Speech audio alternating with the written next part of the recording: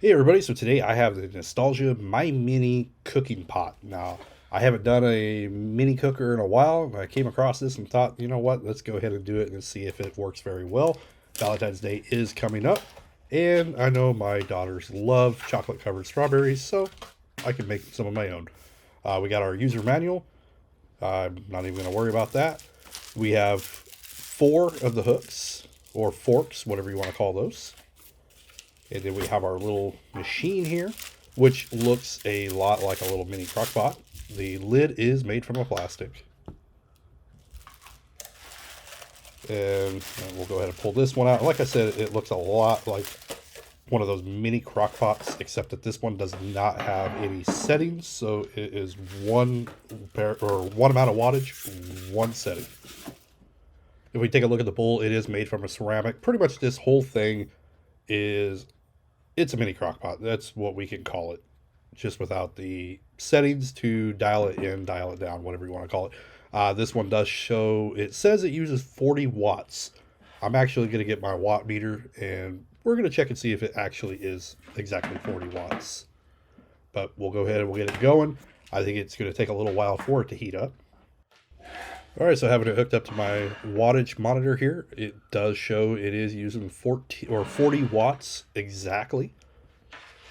And I think this is going to take a little bit of time, like I mentioned, to heat up. It's not very many watts.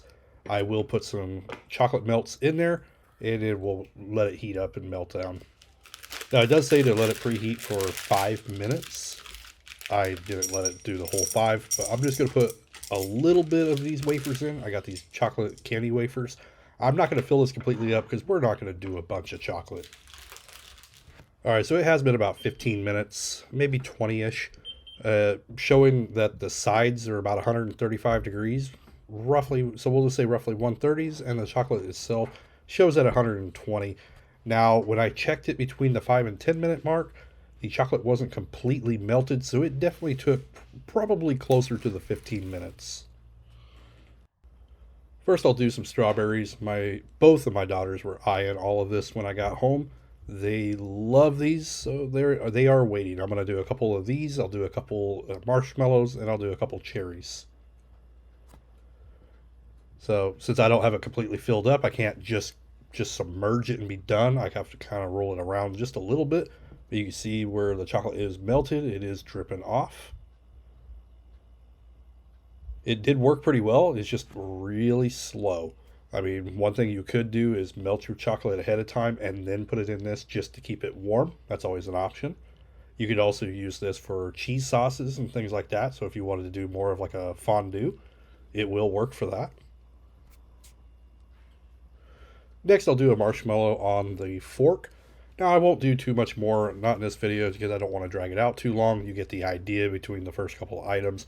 Overall, it is pretty cute.